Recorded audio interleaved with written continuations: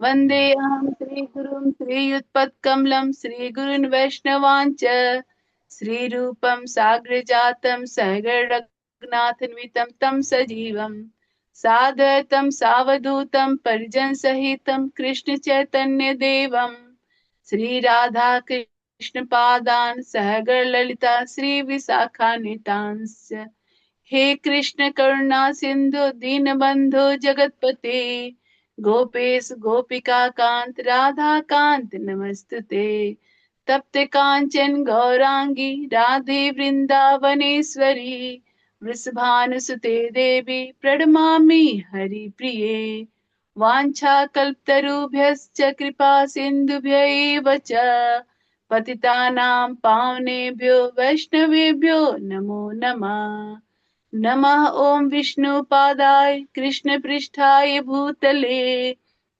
श्रीमते भक्ति वेदांत स्वामिनिति नामिने नमस्ते सारस्वते देवगौरवाणी प्रचारिणे निर्विशेष शून्यवादी पासादेश तारिणे श्री कृष्ण चैतन्य प्रभु नित्यानंद श्री अद्वैत गदाधर श्रीवासादि गौर भक्त वृंद हरे कृष्णा कृष्ण कृष्ण हरे हरे हरे राम राम राम हरे हरे। हरे कृष्णा। सभी माता प्रभु जी को दंडवत प्रणाम। हरे हरे कृष्णा। कृष्ण माता थैंक यू जी, सो मच दंडवत कंचन प्रणाम। जायसवाल माता जी, आपका बहुत बहुत आभार आज का जप और आज की प्रार्थनाएं करने के लिए हरे धन्यवाद। कृष्णा, धन्यवाद, प्रणाम माता जी। हरे हरे कृष्ण माता जी, सभी दंडवत डिवोटीज प्रणाम। का कृष्णा श्री हार्दिक अभिनंदन प्रणाम। है आज हरे के कृष्णा। प्रातःकालीन जप सत्र में। सभी को हरे कृष्णा, धन्यवाद प्रणाम। हरे हरे कृष्णा माता। हरे कृष्णा कृष्ण हरे माता कृष्णा जी, माता धन्यवाद जी। प्रणाम। हरे सभी कृष्णा। प्रणाम हरे प्रभु कृष्णा। जी। हरे कृष्णा माता जी, दंडवत प्रणाम। हरे हरे कृष्णा कृष्णा प्रभु जी, प्रभु दंडवत जी। प्रणाम। हरे कृष्णा। हरे तो कृष्णा। आ गया प्रभुपाद जी के कोट का।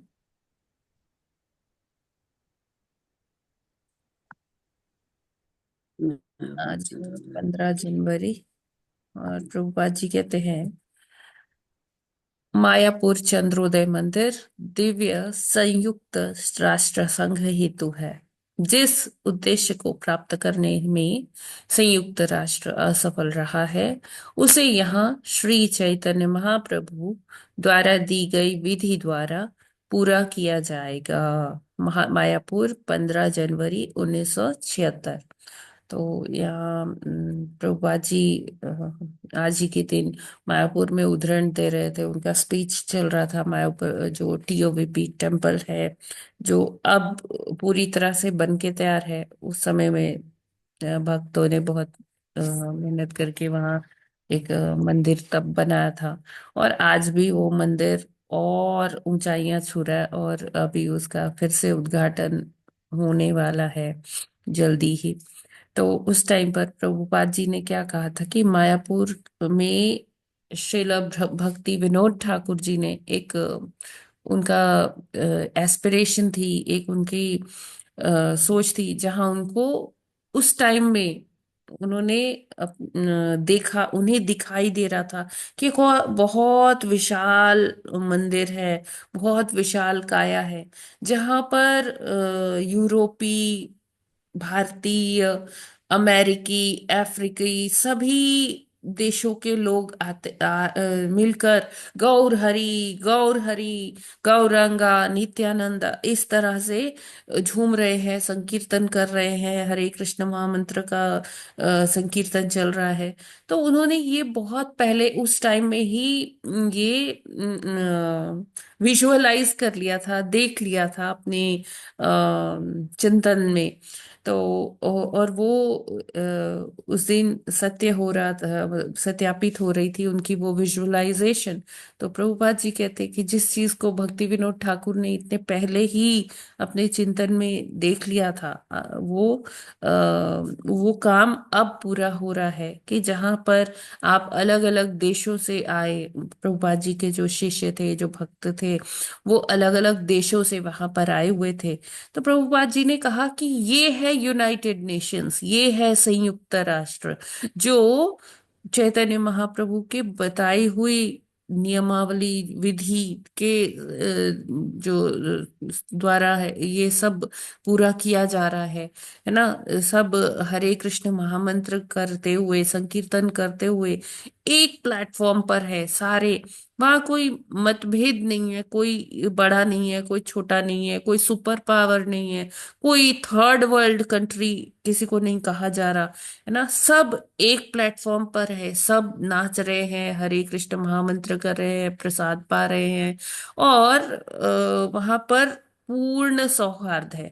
अभी यूनाइटेड नेशंस, जो हमारा सो कॉल्ड यूनाइटेड नेशंस है, उसमें कितने समिट्स होते हैं, कितने मीटिंग्स होते हैं, कितने सारे वो लोग तरह तरह के कभी ये ट्रीटी साइन कर दें, कभी वो ये ग्रुप बना लेते हैं, कभी P5, कभी G5, G20, ये वो इतना सारा हो रहा है, लेकिन शांति फिर भी नहीं आ रही है। पूरे जो विश्व है, हम देख पा रहे हैं कि सारे लोग अशांत ही है, सारे देश अशांत ही है, कि कहीं पर कुछ हो रहा है, कहीं पर दंगे हो रहे हैं, कहीं पर वॉर हो रही है ना। कितने समय से ये प्रयास होता चला जा रहा है। वो साइन कर करके आते हैं सभी राष्ट्राध्यक्ष, और फिर उसके बाद उसको फिर वो ट्रीटी तोड़ दी जाती है, फिर उसमें बॉर्डर्स में कुछ लड़ाइयां होती हैं अलग अलग देशों में, और कहीं पर भी शांति चाहे जितने प्रयास कर लिए जाएं, प्रभुपाद जी कहते हैं कि जब तक कृष्ण भावनामृत का जो ये अमृत है, जब तक ये इसका प्रसार पूरे विश्व में नहीं होगा, तब तक किसी शांति की कोई गुंजाइश ही नहीं है। तो अगर हमें विश्व में शांति लानी है, वो स्थिति बहाल करनी है, तो हमें क्या करना होगा? चैतन्य महाप्रभु की शिक्षाओं का पालन करते हुए हमें इस जगत को शांति का संदेश हम तभी दे पाएंगे।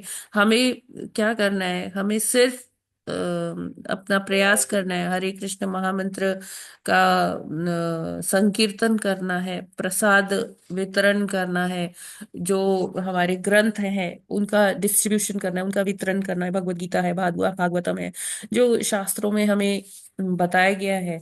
वो मार्ग पे हम तभी चल पाएंगे जब हम खुद भी वो आचरण करेंगे और वो ग्रंथों को बांटेंगे।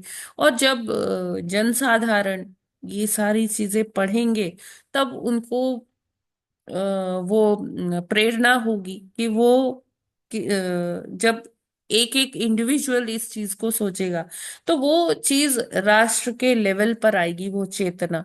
और फिर हम जो यूनाइटेड नेशंस का जो सही अर्थ है, जो इस मायापुर चंद्रोदय मंदिर के प्रांगण में दिखता है, कि वहां पर हर देश के, हर सभ्यता के लोग एक साथ जुटकर अ, सब भगवान का हरे कृष्ण महामंत्र का उच्चारण कर रहे हैं, और अपने उस उद्देश्य को ये मंदिर इस तरह से पूर्ण करता है ना। तो जैसे चैतन्य महाप्रभु ने बोला था कि पृथ्वी याचे नगर आदि ग्राम, सर्वत्र होइबे हमा मोर नाम, है ना। तो चैतन्य महाप्रभु ने उसी समय बोल दिया था कि मेरा एक सेनापति भक्त आएगा, और वो पृथ्वी के नगर नगर, ग्राम ग्राम में जाके हरे कृष्ण का प्रचार करेगा, और सर्वत्र ही कृष्ण का नाम वो फैलाएगा। और उसी का नतीजा है, उसी का हम देख पा रहे हैं कि इस्कॉन जो सोसाइटी है, international society for Krishna consciousness, अंतरराष्ट्रीय कृष्ण भावनामृत संघ, ये उसी का एक जीता ज्यादा जागता उदाहरण है, जो चैतन्य महाप्रभु ने उस टाइम पर भविष्यवाणी की थी। तो वो फलीभूत होती हुई हमें आज नजर आती है कि जब इस्कॉन के टेम्पल्स विश्वव्यापी स्तर पर है, अलग अलग कंट्रीज में है ना, और बहुत ही ज्यादा वो अपने प्रचार प्रसार कर रहे हैं कृष्ण भावनामृत का, सनातन धर्म का। और इस तरह से हम ऐसे ही अगर प्रभुपाद जी की बताई हुई शिक्षाओं पर चलते रहेंगे, चैतन्य महाप्रभु के द्वारा दी गई जो टीचिंग्स हैं उसको फॉलो करते रहेंगे, तो क्या होगा कि हम इसी तरह से सभी देशों में जो शांति बनाने की प्रयास होती है, वो सबसे ज्यादा इस तरह से हम पूर्ण कर सकते हैं, जब हम एक पटल पर, एक प्लेटफॉर्म पर आएंगे और भगवान का नाम उच्चारण करेंगे। हरे कृष्णा। जगत गुरु श्रील प्रभुपाद की जय। जय। हरे कृष्ण माता जी। यस। चैतन्य महाप्रभु जो भगवान का ही रूप थे, उन्होंने जो है इस चीज का प्रसार किया कि हरे कृष्ण मंत्र जो भगवान के बांसुरी से निकला था उसका प्रचार प्रसार किया जाए। अब वो जो हुए तो भक्ति विनोद ठाकुर जो थे वो इतने परिपूर्ण थे कि उनको आंखों के सामने ये दिखाई दिया कि इस तरह का मंदिर होगा। शायद मायापुर में दिखाई दिया उनको कि यहाँ होगा और विदेश विदेश से आएंगे और हरि नाम का प्रसार होगा। फिर उनके जो है, जो चैतन्य महाप्रभु ने जो जैसा सपना देखा था उसके अनुसार जो है जो है प्रभुपाद जी आए, जिन्होंने जगह जगह प्रसार किया। तो माता जी समय में कितना फर्क रहा होगा। जैसे चैतन्य महाप्रभु शायद 800 करीब साल पहले का है बात, जो भगवान के नाम का प्रसार किया। फिर ये भक्ति विनोद ठाकुर, फिर ये प्रभुपाद जी, शील प्रभुपाद जी, कितने कितने समय का माता जी रहा होगा फर्क के जो है प्रभु उनको जो जी आंखों अगर से दिखाई दिया। अप्रोक्सीमेटली देखे तो ये सारा कुछ 600 साल के डिफरेंस में हुआ है। ठीक छह है माता जी। शताब्दी। जी। क्या ये भक्ति विनोद ठाकुर माता जी क्या थोड़े समय बाद ही हुए थे क्या उनके चैतन्य महाप्रभु के? नहीं नहीं, अगर आप देखें तो श्रील प्रभुपाद जी से ऊपर जनरेशन श्रील भक्ति सिद्धांत सरस्वती ठाकुर, उनके पिताजी श्रील भक्ति विनोद ठाकुर जी, ये हाँ अंग्रेजों के माता जी। समय की बात है, जब क्योंकि वो मैजिस्ट्रेट थे श्रील भक्ति विनोद ठाकुर जी। हाँ हाँ, ठीक है। तो ये हाँ माता जी। 1700 1800 के बीच की बात है। अगर हम वो देखेंगे तो एग्जैक्टली हमें ईयर का भी हाँ माता पता जी, लग। ठीक है, अंदाज हो गया। हाँ अंदाज हो गया कि जो उन्होंने 1700 1800 के आसपास जो जी। सपना क्योंकि देखा था वो 1896 1900 प्रभुपाद जी का ही आविर्भाव का साल है, 1896। 1896, वो लगभग जी जो है 100 साल के बाद जो है उनका सपना ये पूरा हुआ कि श्रील प्रभुपाद जी आए, उन्होंने के इसका प्रसार प्रसार किया, जो कि इस्कॉन के रूप में वर्ल्ड वाइज सारा जो है जी। भगवान के भक्तों का मिला। और इसमें जो है ये जो मंदिर बनाया गया उसके अंदर सब तरह के लोग जो है आने लगे। तो 100 साल का डिफरेंस लगभग ये रहा होगा कि उनका सपना ही सच हुआ। हरे कृष्ण माता जी, जी। ठाकुर जी का। हरे कृष्ण माता।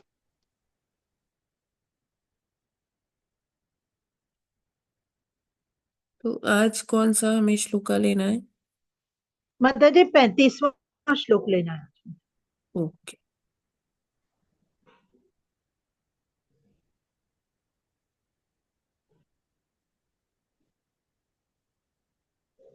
यस। जी 35वां श्लोक। यावा काचित् त्वम् अबले दिष्ट्या संदर्शनं तव उत्सुनोषि क्षमाणानां कंदुक क्रीडया मनः। हरे कृष्णा। हरे कृष्णा। या वा काचित् त्वं बले दृष्ट्या सदर्शनं तव उत्सुनो उत्सुनोऽसि क्षणमानानां कन्दुकक्रीड्यामना। हरे कृष्णा। हरे कृष्णा। या वा काचित् त्वं बले दृष्ट्या संदर्शनं तव उत्सुनोऽसि क्षमाणानां कन्दुक्रीडया मनः। हरे कृष्णा। हरे कृष्ण। या वा काचित् त्वं बले दृष्ट्या सन्दर्शनं तव उत्सुनोषि उत्सुनोषि क्षमाणानां कन्दुकक्रीडया मना। हरे कृष्ण। हरे कृष्णा। या वा काचित् त्वम् अबले दिष्टया संदर्शनं तव उत्सुनोषि ईक्षमाणानाम् कन्दुकक्रीडया मनः। हरे कृष्णा। सभी को दंडवत प्रणाम। हरे कृष्णा। या वा का काचित् त्वं बले दृष्ट्वा सन्दर्शनं तव उत्स्नोषि क्षमाणानां कन्दुकक्रीडया मनः। हरे कृष्ण, सादर प्रणाम। हरे कृष्ण। यावा काचित्तमम्बले दृष्ट्या सन्दर्शनं तव उत्सुनोषि क्षमानां कन्दुक्रीडया मनः। हरे कृष्ण। हरे कृष्ण। या वा काचित्त्वमबले दृष्ट्या सन्दर्शनं तव उत्सुनोषि क्षमाणानां कन्दुकक्रीडया मनः। हरे कृष्ण। हरे कृष्ण। सभी भक्तों को प्रणाम। या वा काचित्वं बले दृष्ट्या सन्दर्शनं तवः उत्सुनोषि क्षमाणानां कन्दुक्रीडया मनः। हरे कृष्ण माता जी प्रणाम। हरे कृष्ण। या वा काचित्त्वमबले दिष्टया सन्दर्शनं तव उत्सुनोषि क्षमाणानां कन्दुकक्रीडया मनः। हरे कृष्ण। हरे कृष्णा। या वा कञ्चित् त्वं बले दृष्ट्या सन्दर्शनं तव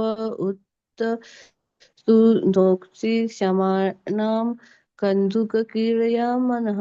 हरे कृष्णा। हरे कृष्णा। शब्दार्थ अनुवाद एवं तात्पर्य श्रील प्रभुपाद जी द्वारा। श्रील प्रभुपाद जी की जय। माता माता जी जी कोई पढ़ेंगे तो बता हाँ दीजिए। हाँ। प्रभु जी, माता जी कोई पढ़ना चाहते हैं? हरे कृष्णा। माता जी कहो तो मैं पढ़ लूं। जी जी, पढ़ लीजिए। शब्द शब्दार्थ हिंदी अनुवाद तथा तात्पर्य श्री शील प्रभुपाद जी द्वारा। शील प्रभुपाद जी की जय हो। जगत गुरु श्री प्रभुपाद जी की जय हो। या जो कोई भी, वह अथवा काचित कोई, तुम अबले हे सुंदरी बाला, दिष्टया भाग्यवश, सुंदर्शनम दर्शन पाकर, तव तुम्हारा, उत्सुनोषि विचलित करती हो, इच्छमाणा नाम देखने वालों के, कंदुक गेंद के साथ, क्रीड़या खेल से, मन मन। हिंदी अनुवाद। हे सुंदरी बाला, तुम चाहे जो भी हो, हम भाग्यशाली हैं कि तुम्हारा दर्शन कर रहे हैं। तुमने गेंद के अपने खेल में हम दर्शकों के मन को विचलित कर दिया है। तात्पर्य। असुर लोग सुंदर स्त्री की सुंदरता को देखने हेतु नाना प्रकार के आयोजन करते हैं। यहाँ यह बताया गया है कि उन्होंने गेंद खेलती हुई तरुणी को देखा। कभी कभी आसुरी लोग टेनिस जैसे खेलों का आयोजन विपरीत लिंगी स्त्रियों के साथ करते हैं। ऐसे आयोजनों का उद्देश्य सुंदरी बाला के शारीरिक सौंदर्य का अवलोकन करना तथा सूक्ष्म काम भाव का आनंद उठाना है। ऐसी सुंदरी काम प्रवृत्ति को कदाचित तथा कथित योगी भी बढ़ावा देते हैं, जो जनता को विभिन्न प्रकार के विषयी जीवन व्यतीत करने हेतु प्रोत्साहित करते हैं और विज्ञापित करते हैं कि यदि कोई इनके द्वारा तैयार किए गए मंत्र का ध्यान करेगा तो वह 6 महीनों में ईश्वर बन सकता है। जनता चाहती है कि लोग उन्हें ठगे, इसलिए भगवान श्री कृष्ण ने ऐसे वंचकों को उत्पन्न करते हैं जो ढोंग करते हैं और ठगते हैं। एक तथाकथित योगियों के वेश में संसार के भोगी हैं, किंतु श्रीमद् भगवद गीता की संस्तुति है कि यदि कोई जीवन का सुख उठाना चाहता है तो वह इन स्थूल इंद्रियों से नहीं उठा सकता। रोगी व्यक्ति को अनुभवी डॉक्टर परामर्श देता है कि वह रुग्णावस्था में सामान्य भोग से विलग रहे। रोगी किसी वस्तु का भोग नहीं कर सकता। रोग से बचने हेतु उसे भोग से दूर रहना होता है। इसी प्रकार हमारी भौतिक अवस्था रोगी जैसी ही है। यदि कोई सचमुच इंद्रिय सुख चाहता है तो उसे इस भौतिक अस्तित्व के बंधन से मुक्त होना होगा। आध्यात्मिक जीवन में हम अनंत इंद्रिय सुख उठा सकते हैं। भौतिक तथा आध्यात्मिक सुख में अंतर यही होता है कि भौतिक सुख सीमित होता है। यदि कोई भौतिक काम वासना के सुख में लिप्त रहना चाहे तो वह दीर्घ काल तक यह सुख नहीं भोग सकता, किंतु काम सुख त्याग देने पर आध्यात्मिक जीवन का शुभारंभ होता है और यह असीम होता है। श्रीमद् भागवतम 5.5.1 में कहा गया है कि ब्रह्म सौख्य अर्थात आध्यात्मिक सुख अनंत है। मूर्ख प्राणी ही पदार्थ के सौंदर्य पर मोहित हो जाते हैं और इसमें मिलने वाले सुख को सत्य मान बैठते हैं, किंतु वह वास्तविक आनंद होता नहीं। हरे कृष्ण माता जी। हरे कृष्ण। थैंक यू प्रभु जी। तो ये श्लोक के अंदर क्या है कि यहाँ जो डिस्कशन चल रही है वो किसकी चल रही है? मैत्री मुनि और विदुर जी की चल रही है ना। मैत्री मुनि क्या ये सारा डिस्कशन कर रहे हैं कि कैसे, देखिए भागवतम के 10 जो है वो 10 सब्जेक्ट्स है, जिसमें से पहला है सर्ग। ये क्या, इसकी ये जो चर्चा चल रही है ये क्या है? विसर्ग की चर्चा चल रही है। सर्ग वो है जो भगवान सृष्टि क्रिएट करते हैं, वो सर्ग है। और जो आगे फिर वो डेलीगेट कर देते हैं ब्रह्मा जी को, जो आगे ब्रह्मा जी को सौंप देते हैं कि अब आप सृष्टि करिए, तो ये वो उसको कहते हैं विसर्ग। तो यहाँ विसर्ग का चल रहा है। हमने देख लिया कि दिन कैसे बना, रात कैसे बनी, और फिर जो है अब आता है कि संध्या काल कैसे बना। तो हमारे शास्त्रों में वर्णन आता है कि त्रिसंध्या होती है, 3 प्रकार की संध्याएं होती हैं। एक जब रात और सुबह की बेला मिलती है उसको भी संध्या कहते हैं। एक जब सुबह और दोपहर का जब बेला मिलती है उसको भी संध्या कहते हैं। और एक जो शाम की बेला मिलती है उसको भी, शाम और रात्रि की बेला, मतलब दिन और रात्रि की बेला मिलती है जिसको हम गोधूली भी कहते हैं, वो बेला जब होती है तो उसको भी संध्या कहते हैं।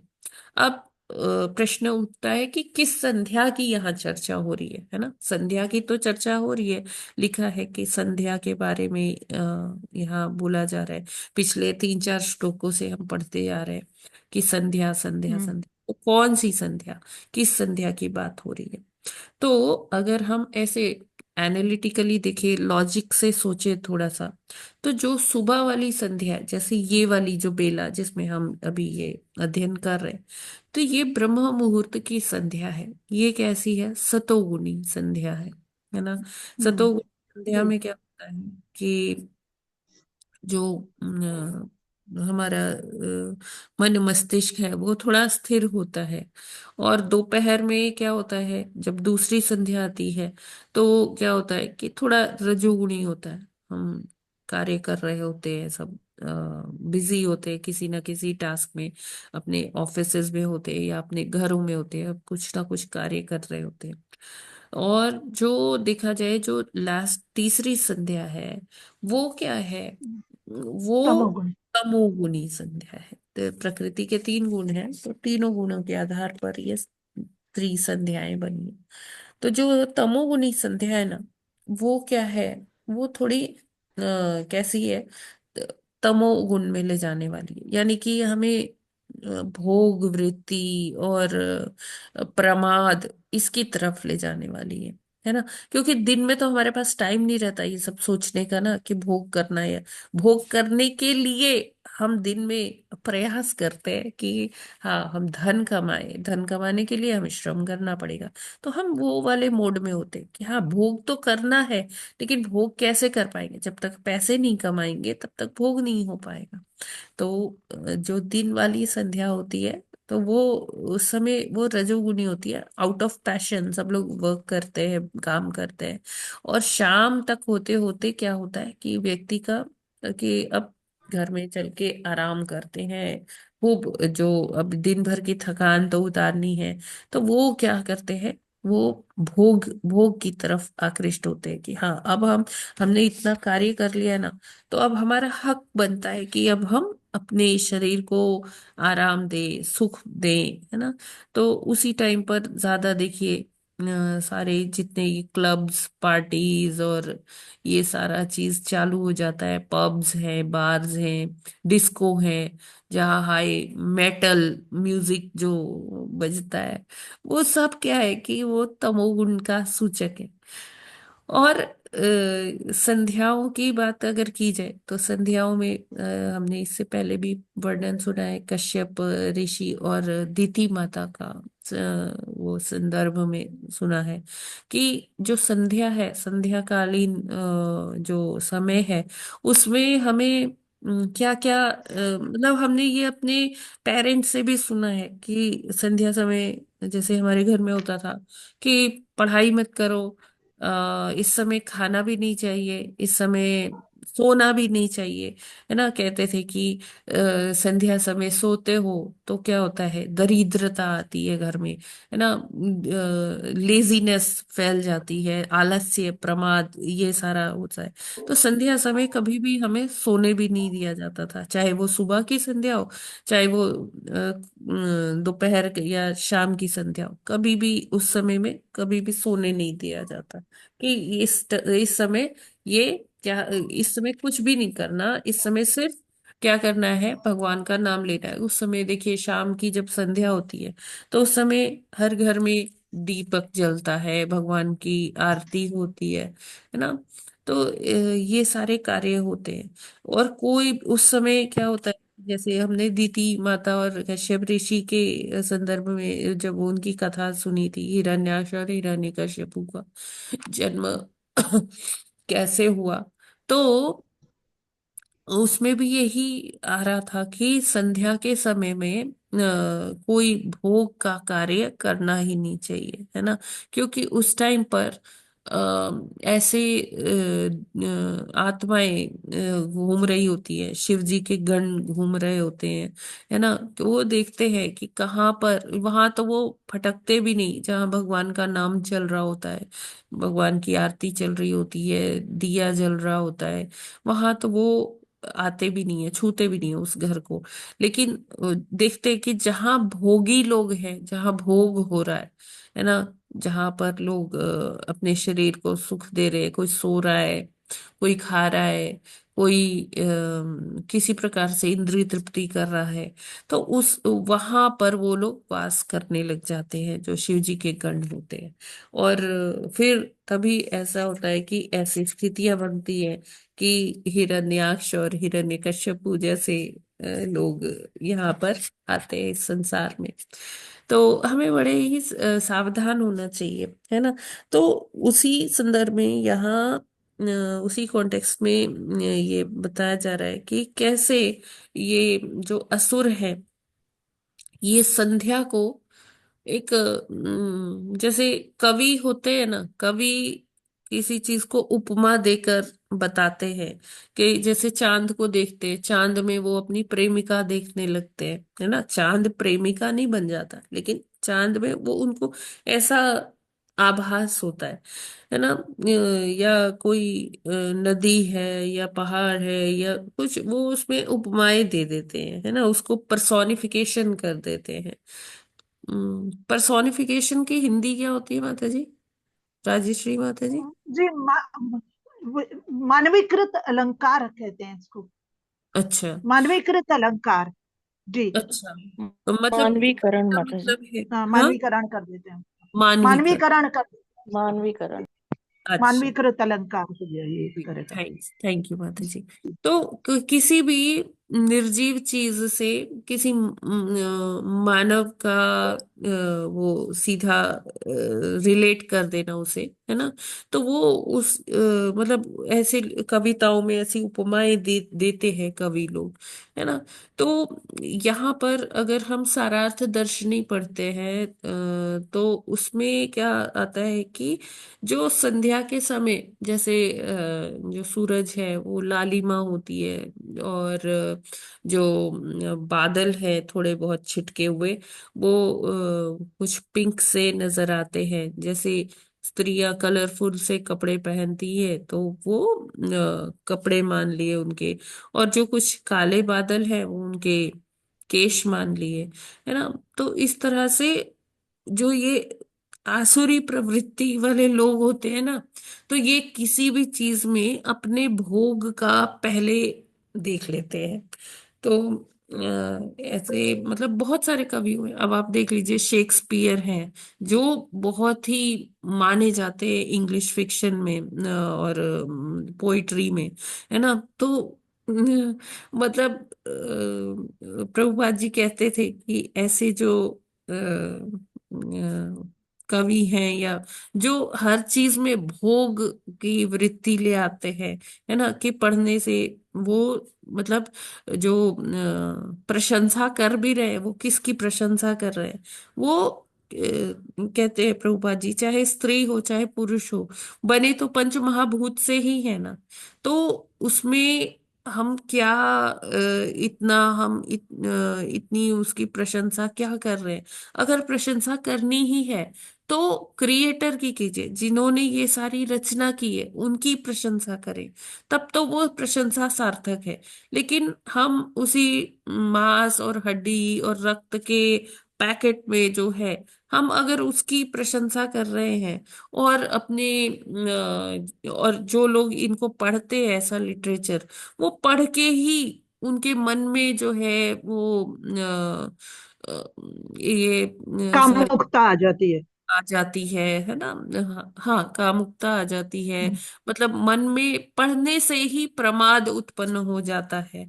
तो ऐसा लिटरेचर जो है, ये पूरा आसुरी वृत्ति में लिखा गया है, और जो पढ़ रहा है वो भी उसी आसुरी वृत्ति को अपने अंदर ग्रहण कर रहा है। तो देखिए, हम ये श्लोक पढ़ रहे हैं, इससे पहले भी आपने पढ़ा है, प्रभु जी ने बताया था, है ना। और आगे भी हम तीन जी चार बताया था। देखेंगे, जी। है ना। तो वो सब क्या है कि हम्म। ये आसुरी वृत्ति का ही जो है कैसे एक मनुष्य में आती है ना। तो वैसे तो हम कहते हैं कि भाई देखिए, तीन गुण है, तीनों गुणों के हिसाब से लोग व्यक्ति सोचता है, और उसका एक चरित्र होता है। लेकिन क्या होता है कि गुणों को पहले हम चूज करते हैं, है ना, कि सतोगुण में हमें रहना है, तमोगुण में या रजोगुण में, पहले हम चूज करते हैं गुणों को। और फिर गुण ये चूज करता है, जब उसको सिलेक्ट कर लिया हमने, तो गुण ये हमसे वो एक्शंस करवाते हैं फिर, है ना।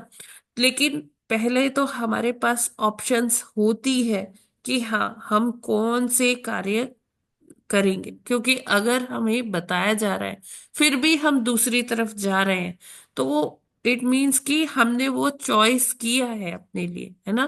पता है हमें कि गलत है। जैसे जी जो शराब पीते हैं या जुआ खेलते हैं, उनको पता है कि वो गलत कर रहे हैं, ऐसा नहीं है कि उनको बिल्कुल भी जानकारी नहीं, लेकिन वो ये पता होते हुए भी वो गलत कर रहे हैं।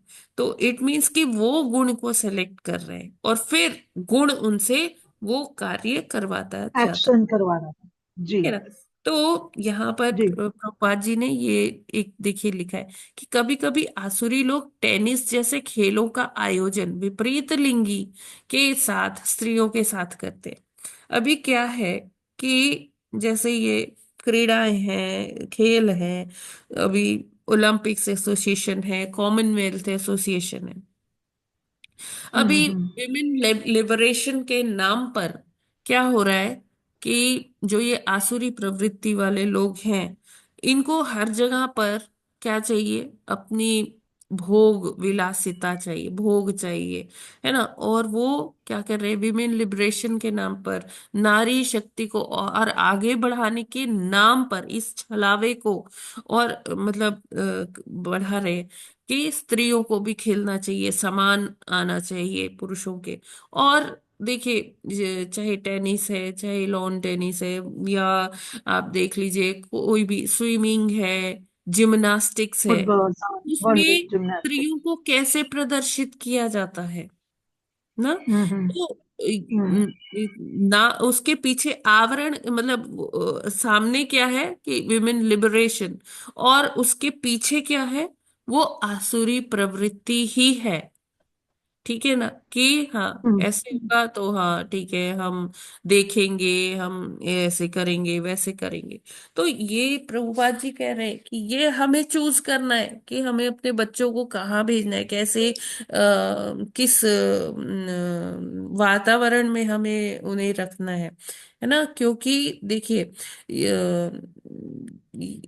ये सारी चीजें जब हम देखते हैं कि गेम्स हो रहे हैं, हाँ हमें बड़ा अच्छा लगता है कि हमारे देश को मेडल मिल रहा है, ये हो रहा है। अभी आप लोगों ने, अभी जो ओलंपिक्स अभी बीते हैं, तो आप लोगों ने देखा होगा कि एक बड़ी कंट्रोवर्सी हुई थी कि जी बॉक्सिंग, जी जी। जो हम्म। वुमेन हम्म। बॉक्सिंग में एक नाइजीरिया का था, वो ट्रांसजेंडर एक आ गया था, और उसने कई जो लेडी बॉक्सर्स थी, उनको एकदम लहूलुहान कर दिया था बॉक्सिंग से ना। तो ऐसी भी परिस्थितियां आ जाती हैं। तो ये सारा क्या है, ये भोग विलासिता का ही प्रदर्शन है, अपनी इंद्रिय तृप्ति की। हम अपनी आंखों को वो देखे दिखाएंगे ये सारी चीजें, है ना। इस तरह से जो लोग हैं, ये क्या है, आसुरी प्रवृत्ति ही है। तो क्या लिखते हैं प्रभुपाद जी, ऐसे आयोजनों का उद्देश्य सुंदरी बाला के शारीरिक सौंदर्य का अवलोकन तथा सूक्ष्म काम भाव का आनंद उठाना है।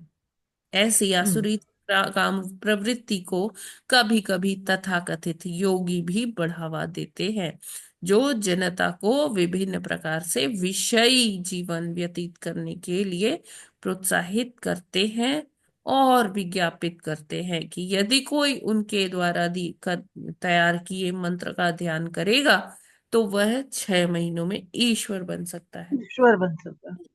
ये बिल्कुल। जो सारी चीजें हैं, ये क्या है, यहाँ क्या बताई जा रही है कि ये आसुरी प्रवृत्ति है। जिस आसुरी प्रवृत्ति। असुर है वो आ, इस संध्या को एक स्त्री मानकर उसी के पीछे पड़ रहे हैं। उनको ऐसा इल्यूजन हो रहा है कि ये एक स्त्री है, और वो अपने काम भाव को उसमें शांत, मतलब उसको और प्रदर्शित कर रही है। कर रहे हैं, है ना।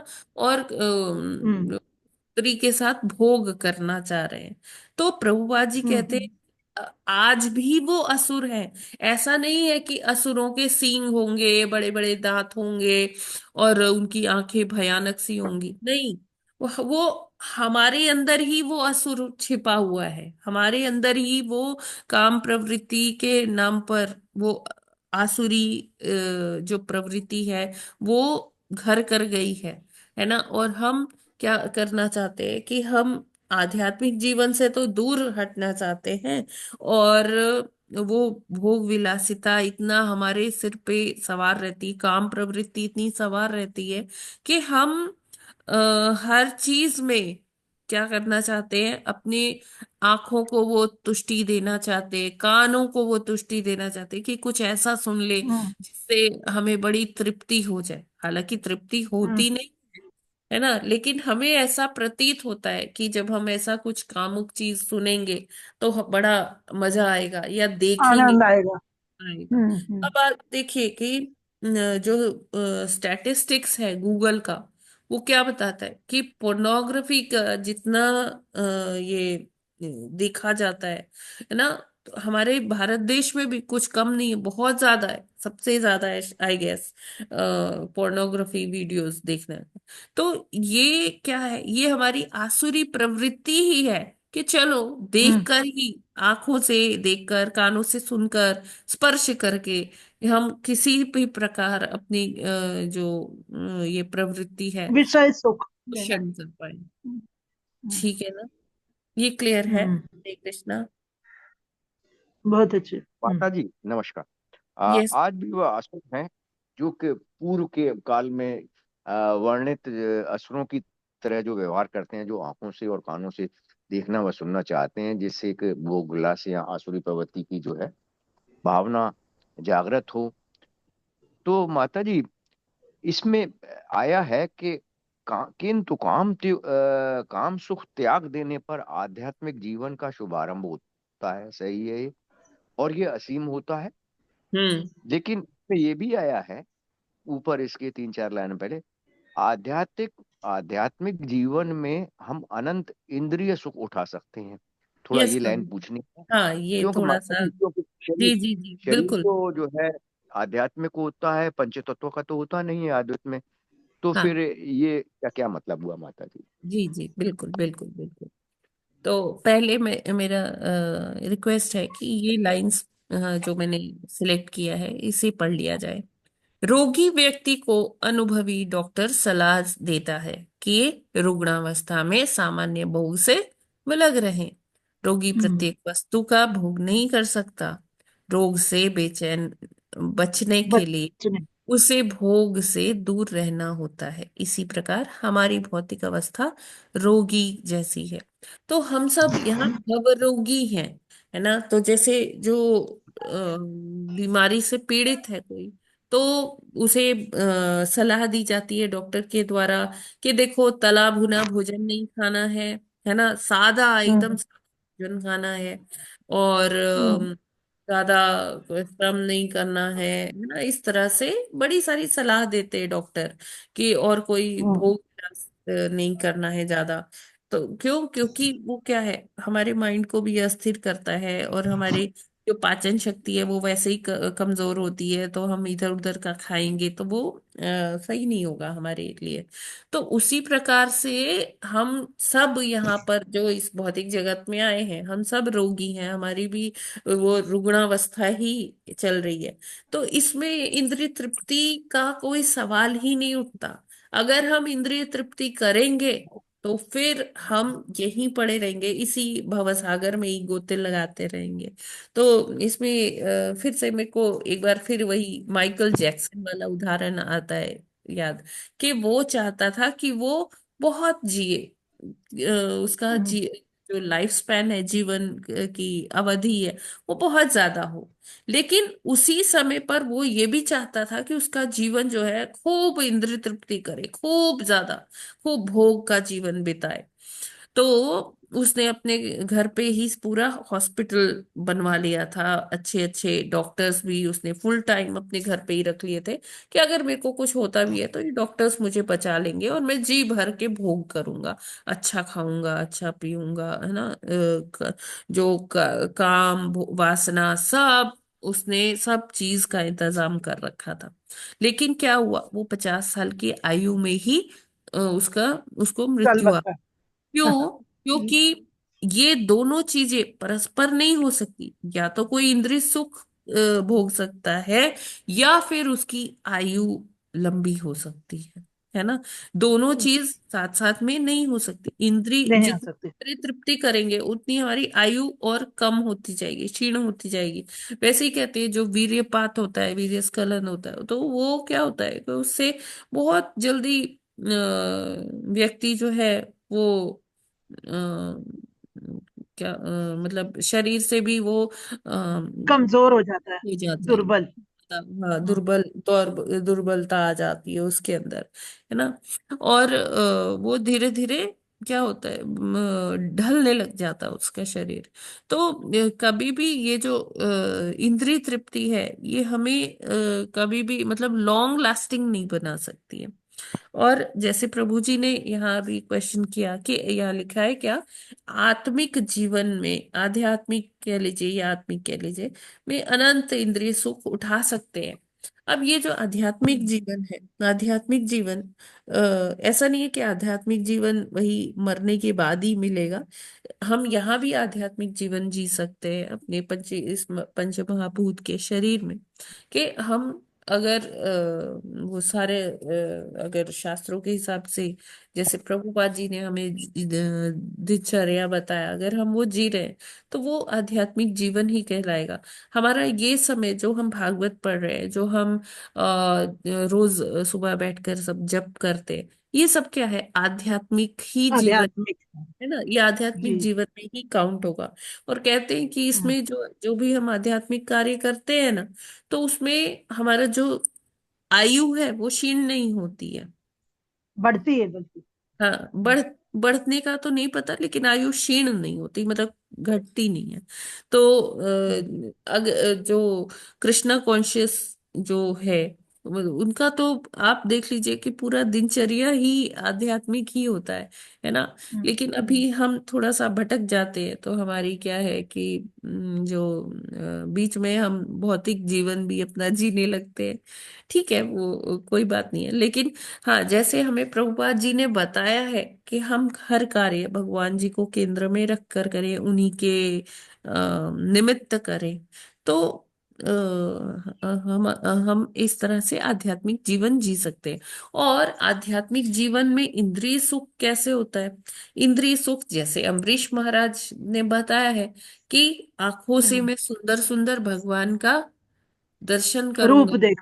कानों से हम्म, मैं भजन सुनूंगा, है ना, भगवान का, है ना। नाक से हम्म। क्या करूंगा, जो इंसेंस है उनके उनके आगे जल रही है, जो फूलों की हाँ, सुगंध है। की चरण तुलसी कमल के फूल। चरणों में रखी हुई तुलसी है, के। वो तुलसी की हम्म, मैं वो स्मेल इनहेल करूंगा। ठीक है, हम्म। हाथों पांव से मैं डांस करूंगा, मंदिर उनके का मार्गम। मंदिर हाँ। तक चल के जाएंगे, है ना, हाथों से सेवा करेंगे भगवान की, है ना। इसी तरह से हम्म, अ, भगवान के चरणों का स्पर्श करेंगे।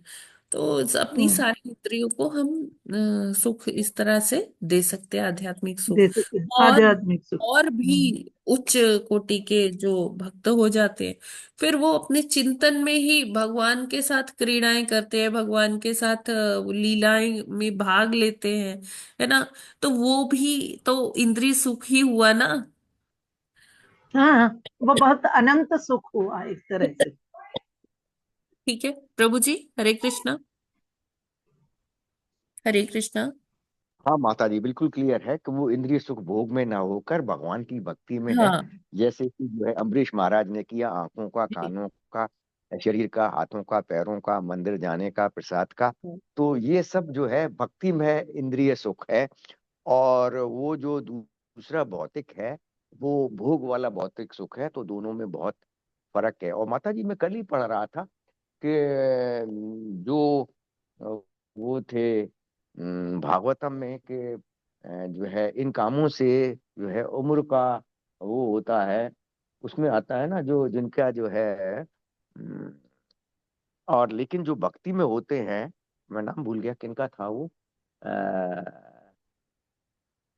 जो कि वो महापापी था, छठवें स्कंद में नारायण का नाम पुकारते हैं तो उस समय जी उसकी जी आसन मृत्यु थी। अजामिल। परंतु जब, अजामिल। हाँ अजामिल में उनकी उसी समय मृत्यु थी, इसलिए यमदूत लेके आए थे। लेकिन जब विष्णु दूत आए तो उसने जो है जब नारायण लिया तो उसको उसको मना किया, और उसकी जो है आध्यात्मिक उम्र बढ़ गई। तभी जी फिर बाद में उसने भक्ति की है, और उसको और जो है भगवान के दूत आकर उसको ले गए हैं। तो ये आध्यात्मिक कार्य में उम्र बढ़ती है, यस। और भौतिक कमतर कामों में उम्र हाँ। घट। घटती है। तो माता जी ये समझ गया, ये सब ये इंद्रिय सुख ही हुआ, भौतिक यस। न होके आध्यात्मिक सुख हो गया। अम्मा ये फर्क है। हरे कृष्ण। जी ठीक है, अगला वाला भी कर ले अगर ये क्लियर है। अगला वाला भी ऐसा ही क्लियर है है। माता जी। ठीक है जी माता माता जी, जी कर अगला वाला दीजिए। आप ही पढ़ दीजिए, हम सब बाद में पढ़ लेंगे। और जी आप आगे भी पढ़ लीजिएगा। जी। नैकत्र ते जयति शालिनी पाद पद्मं घ्रन्त्या मुहुः करतलेन पतत् पतंगम् मध्यं विषीदति बृहत् स्तनभारभीतम् शान्तेव दृष्टिरमला सुशिखा समूहः। हरे कृष्णा। शब्दार्थ, अनुवाद एवं तात्पर्य।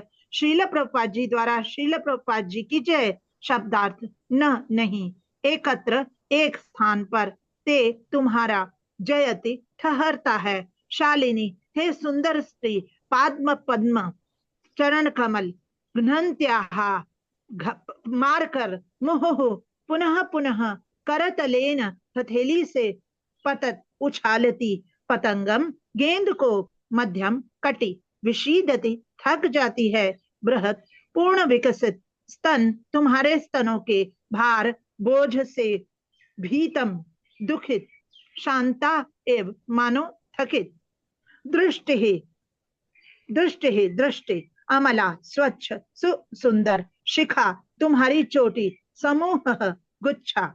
अनुवाद। हे सुंदरी, जब तुम धरती से उछलती गेंद को अपने हाथों से बार बार मारती हो तो तुम्हारे चरण कमल एक स्थान पर नहीं रुके रहते।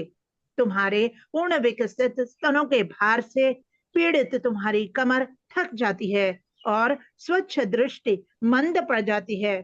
कृपया अपने सुंदर बालों को ठीक से गूंथ तो लो। तात्पर्य। असुरों को उस सुंदरी के प्रत्येक पग पर सुंदर हाव भाव दिख रहे थे। यहाँ पर वे गेंद खेलते समय उसके पूरी तरह उभरे उरोजों, बिखरे बालों तथा आगे पीछे झुकने की गतियों की प्रशंसा करते हैं। वे पद पद पर उसके स्त्रियोचित सौंदर्य का आनंद लेते हैं और इस प्रकार आनंद लेते हुए उनके मन काम वासना से उद्विग्न हो उठते हैं। जिस प्रकार रात्रि में अग्नि के चारों ओर पतंगे एकत्र होते और फिर मर जाते हैं, उसी प्रकार से असुर सुंदरी के कंदुक सदृश स्तनों की हलचल के शिकार हो जाते हैं। सुंदरी की बिखरी के राशि भी कामी असुरों के मन को आहत करती है। हरे कृष्णा, हरि बोल। हरे कृष्ण।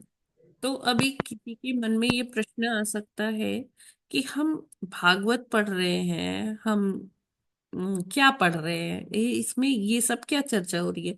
परीक्षित महाराज जो 7 दिनों में जिनका मृत्यु आने वाली है, उनको सुखदेव गोस्वामी ये सब क्या सुना रहे हैं, है ना। किसी के मन में ये प्रश्न आ सकता है ना। हरे कृष्णा। हाँ माता जी है, आता जी तो है, जी लेकिन माता यह है कि वो हरे कृष्णा। संध्या को जैसे माता जी बोलते हैं। बोलने दीजिए, सबको बोलने दीजिए। जी जी माता जी। हाँ। यस। प्रभु जी, माता जी, है ना, हाँ ऐसे माता जी, थोड़ा डिफरेंस करके। बताया गया है उनको कि आसुरी और भक्ति में प्रवृत्ति में क्या फर्क है। तो ये एक तरह से भगवान की महिमा आ गई है, तो ये भक्ति का ही पार्ट हो गया। हरे कृष्ण।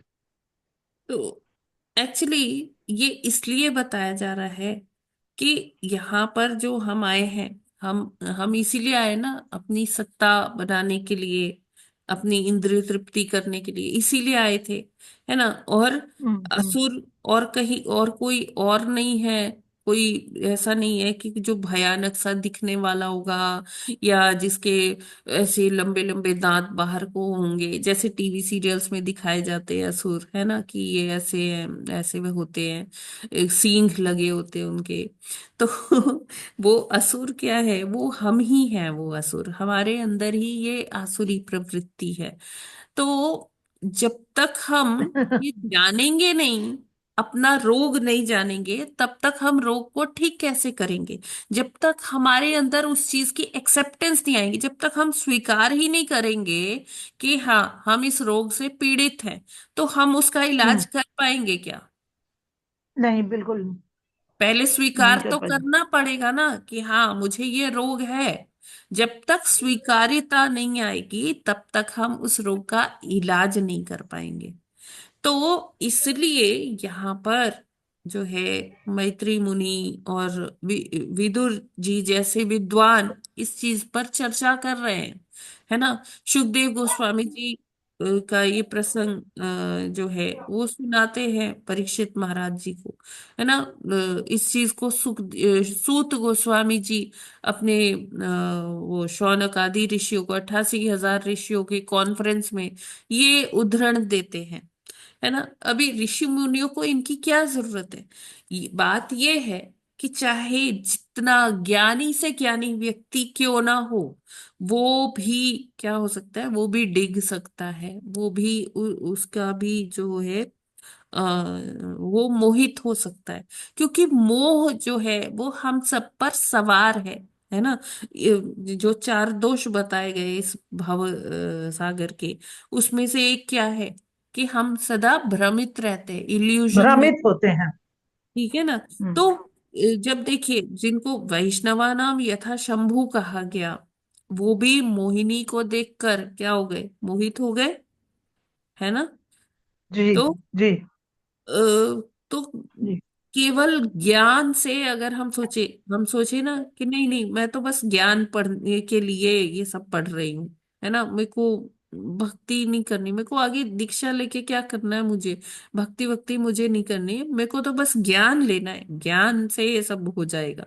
नहीं, ज्ञान से कुछ नहीं होने वाला है। जब तक ज्ञान में भक्ति मिश्रित नहीं होगी, तब तक जब तक हमारा समर्पण हमारे गुरु को नहीं होगा, तब तक वो ज्ञान व्यर्थ है, उस ज्ञान का हम कुछ नहीं कर पाएंगे। राइट।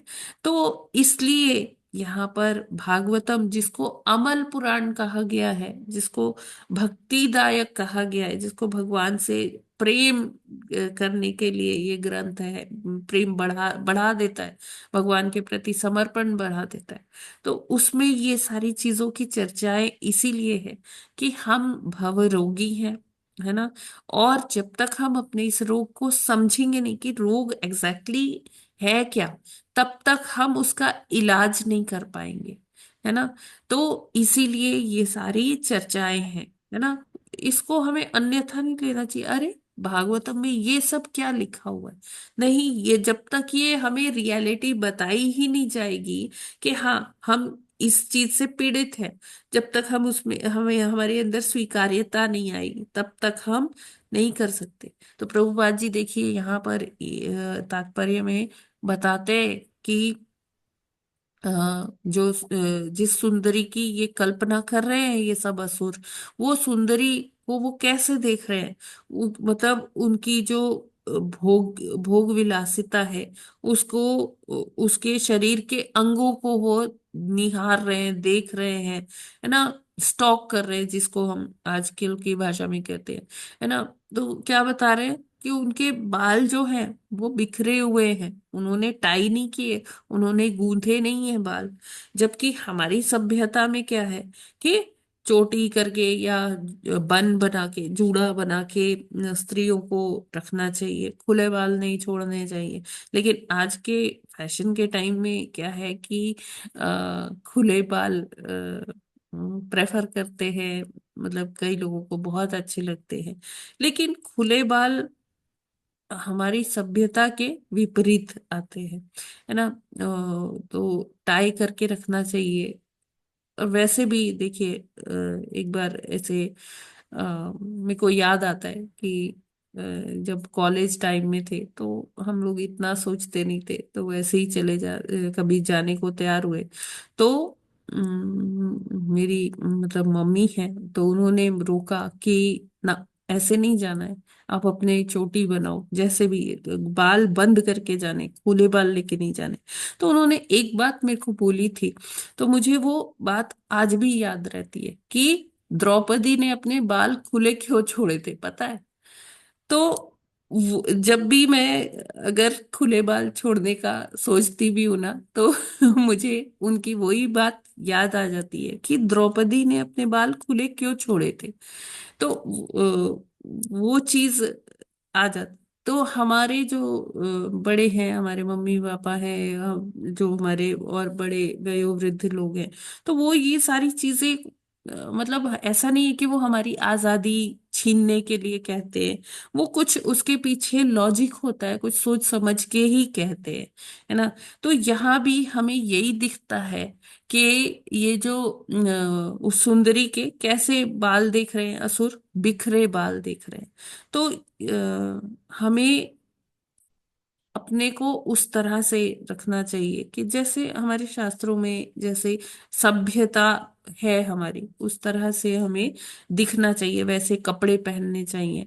अब जैसे प्रभुपाद जी ने कहा कि खेल, जैसे टेनिस जैसे खेल है ना, या स्विमिंग है, या सोचिए जिम्नास्टिक्स है, तो उसमें किस किस तरह के कपड़े पहनते हैं, ना? और वो एकदम आप सोचिए कि वो भोग करने के लिए ही वहां पर इस तरह के खेलों का आयोजन होता है, और उसमें स्त्रियों के, नारी को बढ़ावा देने की आड़ में क्या होता है, वो अपनी आसुरी प्रवृत्ति की तृप्ति कर रहे होते हैं सभी, है ना? तो यहाँ पर वो असुरों के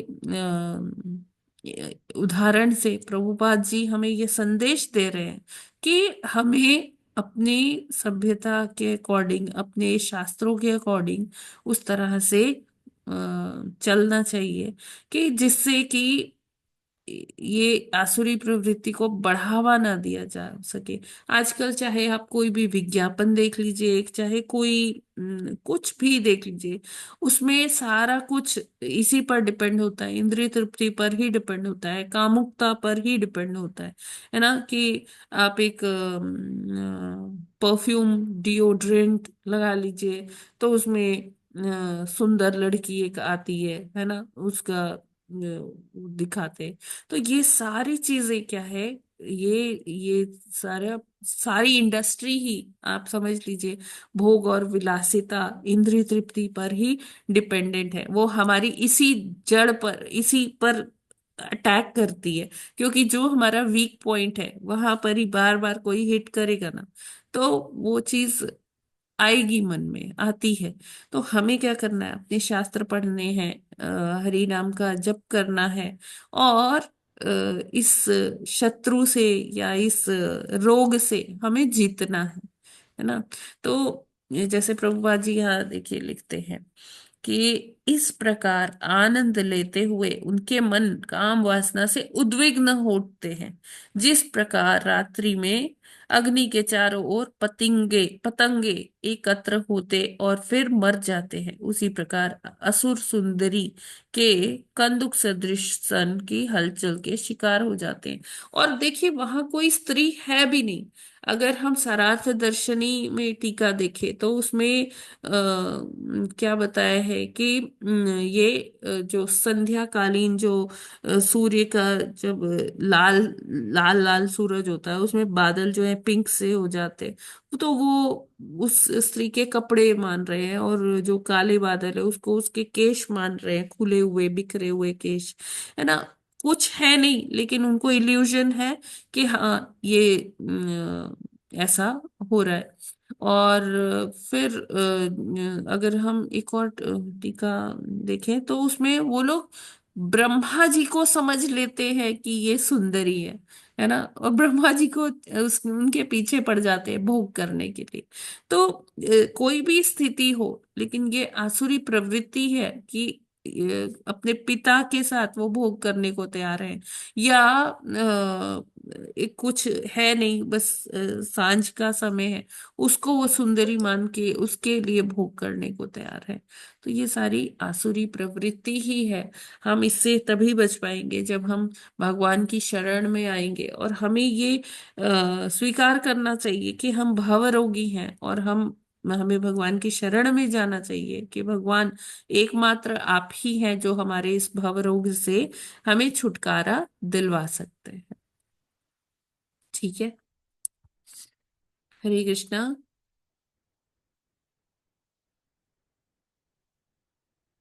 हरे कृष्णा।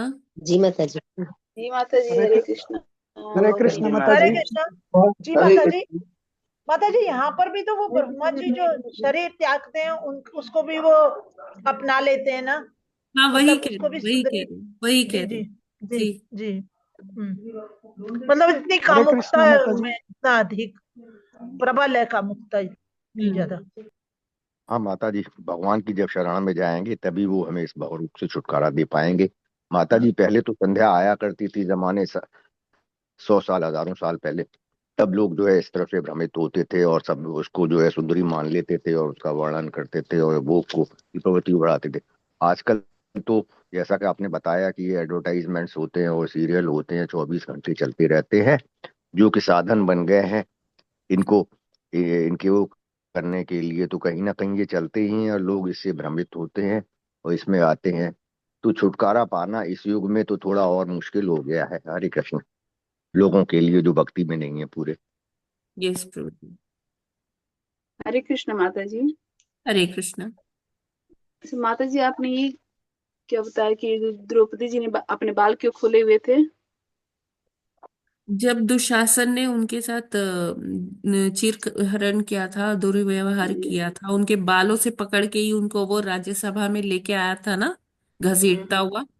जी जी। तो जी माता जी। उन्होंने प्रतिज्ञा की थी कि आज से मैं अपने बाल खुले ही रखूंगी, जिससे कि पांडवों को याद रहे कि उनको इस चीज का रिवेंज लेना है। और वो बोली थी कि मैं अपने केश तभी बांधूंगी जब इसमें दुशासन के जो सीने का रक्त से स्नान करवाऊंगी तब। तो वो ऐसी मुश्किल विपरीत स्थिति में उन्होंने ये प्रतिज्ञा ली थी, थैंक यू। वरना वो अपना वो बन बना के ही रखती थी। पहले देखिए, जो रानी महारानी होती थी वो बन बनाती थी या चोटियां करती थी, मतलब बाल टाई करके रखती थी, कोई खुला बाल नहीं छोड़ता था। उसको मतलब सभ्य माना जाता था। ठीक है माता जी। यस माता जी।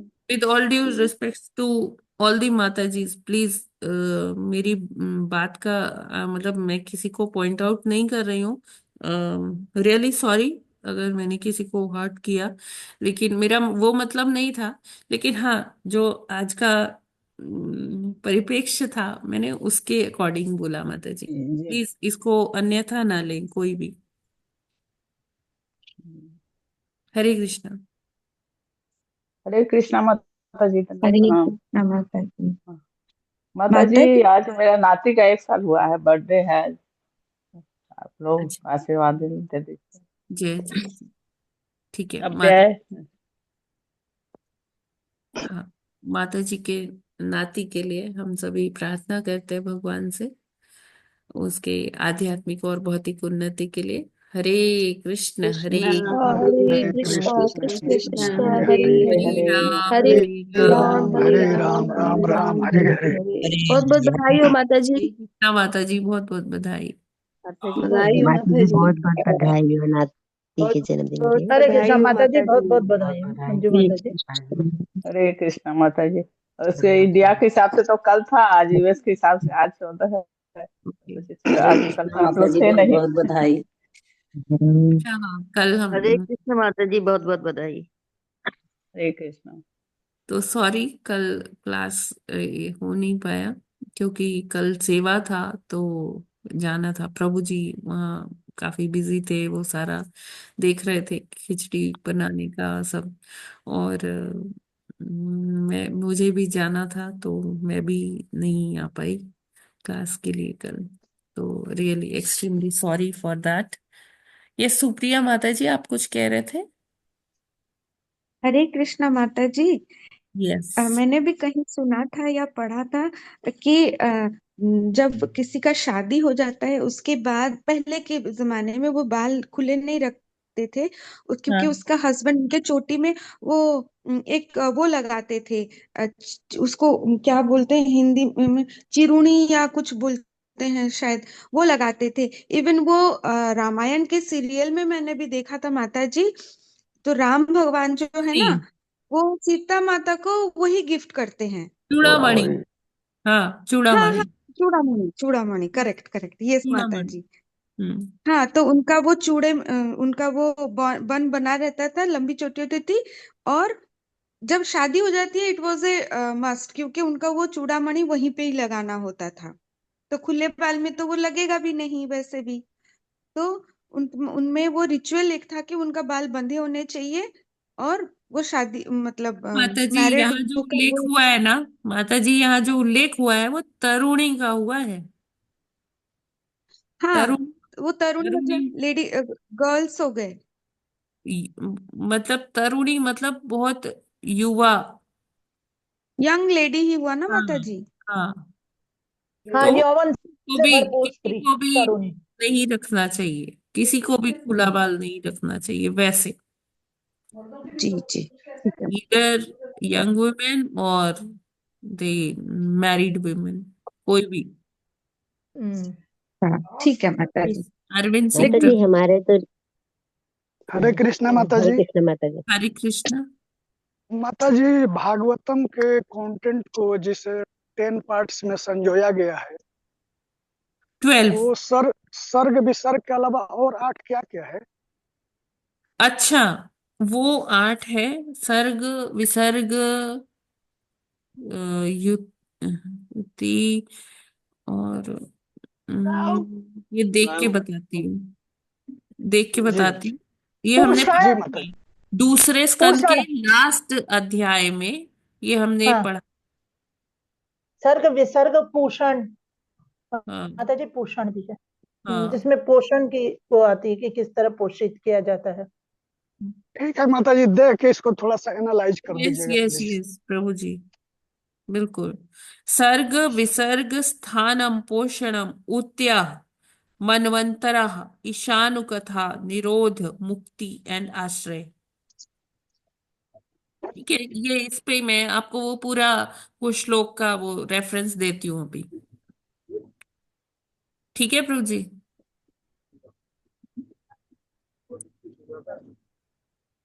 ये ऐसे है ना कुछ, अत्र सर्ग विसर्ग स्थानम पूषण ऊतयः, ये यस श्लोक है यस इसमें। यस ये यस। ये दूसरे द्वितीय स्कंद का आखिरी अध्याय में है ये। ठीक है माता जी, मैं भी देखने की कोशिश करूंगा। जी जी, मैं अभी सेंड करती हूँ जी। थैंक यू माता जी। हरे हरे कृष्ण। कृष्ण। ये इंदु शर्मा माता जी, आप कुछ कह रहे थे अभी? हाँ माता जी, हरे कृष्ण। हरे। हमारे तो ना बुरा मानते हैं, जो सुहागन होती है ना, भी कभी बाल खुले ना छोड़े हैं। हाँ माता जी, लड़कियों मतलब को मैं तो ये जैसे ऐड हाँ। करना चाह रही हूँ कि इट्स नॉट ओनली अबाउट सुहागन, इट्स अबाउट नहीं, द कोई नहीं। Young ladies also. हाँ, आप तो तरुण भी कह रहे हैं ना, पर वो हाँ। सुहागनों को तो स्ट्रिक्टली रिस्ट्रिक्टेड है। हाँ। जी माता जी। ये माता जी आजकल स्टाइल के तौर पर कोई भी नहीं बांध रहा है, जबकि हम खुद भी बोलते हैं बांध लो बांध लो, कोई नहीं बांधता। पता नहीं माता शोल्डर जी, में मतलब कैसे मुझे भी itching अच्छा कैसे होता लगता है। था, मुझे भी अच्छा लगता था। मतलब मैं ये नहीं कहूंगी, लेकिन मतलब मैं जब भी ऐसा प्रयास करती थी, मेरे को मम्मी की वही बात याद आ जाती है, फिर मैं नहीं करती। नहीं माता जी, मैं तो खोल ही नहीं पाती, मुझे शोल्डर में इचिंग सा होने, मतलब अजीब सा लगता है। मैं सोचती हूँ उन लोगों को कैसे नहीं लगता है, गुदगुदी सॉर्ट ऑफ एंड ऑल। नहीं, जिनका इतना डेंस नहीं होता है तो उनको नहीं लगता है। हाँ, मैं आजकल ना वो स्टाइल क्वेश्चन टेक हो गया है उनके लिए। Yes yes exactly. हाँ माता जी, कोई सुनता नहीं है। हाँ। ठीक है, हम अपने हरे ऊपर कृष्ण। ये लागू कर सकते बिल्कुल। माता जी, वी कैन हाँ नॉट से हाँ बिल्कुल माता जी। अपने ऊपर ये करने का है, अपने आचरण में लाने का है। बिल्कुल बिल्कुल माता जी। यस, हरे नारायणी कृष्ण। माधवी देवीदासी माता जी, आप कुछ कह रहे हैं क्या माता जी? हरे कृष्णा। Okay, no problem. ठीक है, तो फिर हम लोग आज यहीं पर विराम करते हैं। ग्रंथराज श्रीमद् भागवतम की भागवतम की जय। जय। श्रील प्रभुपाद की जय। जय नवाचार्य हरिदास ठाकुर की ठाकुर की जय। जय। अनंत कोटि वैष्णव भक्त वृंद की जय। वंदे कल्पतरुभ्यश्च कृपा कृपासिन्धुभ्य एव च पतितानां देवो वैष्णवेभ्यो नमो नमः। वैष्णवेभ्यो नमो नमः। हरे हरे कृष्णा। कृष्णा हरे कृष्णा जितने माता भी जी, दंडवत प्रणाम। जी सभी दंडवत को त्रुटि दंडवत हुई प्रणाम। हो, त्रुटि हुई हो, इस मुझे मैं क्षमा प्रार्थी हूँ, मुझे माफ कीजिएगा। और क्योंकि ये देखिए, ये जो सारा विश्लेषण है, ये नहीं माता जी, बहुत अच्छा और बहुत सटीक है एकदम। नहीं, आपने फिर भी बहुत सटीक अ, बताया। अगर मैंने किसी नहीं कुछ माता अपमान जी। किया हो तो प्लीज मुझे क्षमा करेंगे आप सभी, प्लीज। हरे कृष्ण। हरे कृष्णा। हरे दंडवत कृष्णा प्रणाम। माता जी, दंडवत प्रणाम। हरे कृष्णा हरे कृष्णा माता जी, माता दंडवत प्रणाम। जी। प्रणाम माता जी। हरे कृष्णा माता जी। प्रणाम माता जी। हरे कृष्णा।